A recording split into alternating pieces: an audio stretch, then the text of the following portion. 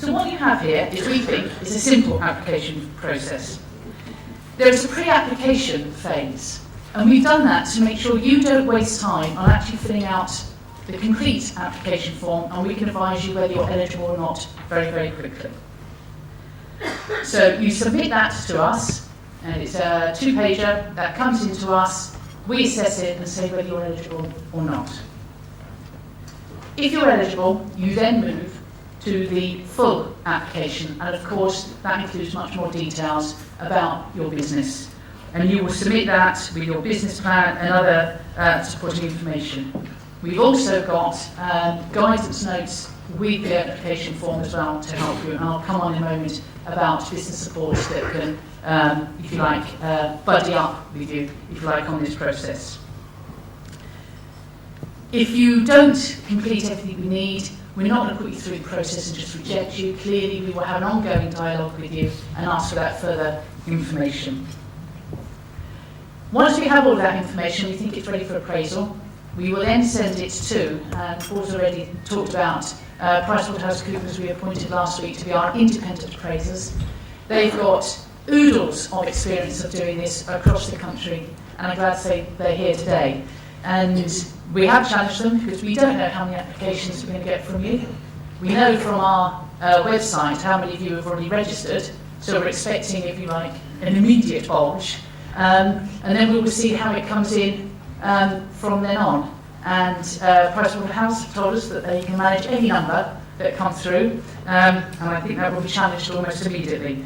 So it will go to independent appraisal.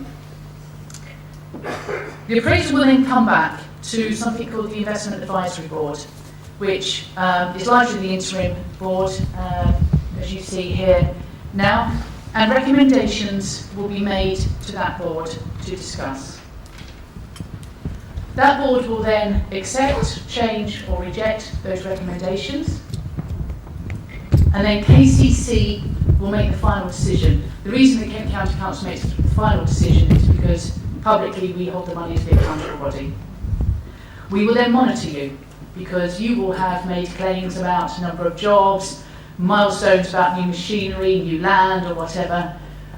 We will give you a conditional offer that talks about phasing of the release of loan, whatever that might be, but also, importantly, how you're going to pay it back. And obviously we will negotiate that with you. We do have a contract with government that says we will create 5,000 jobs. We will also have match funding of £320 million.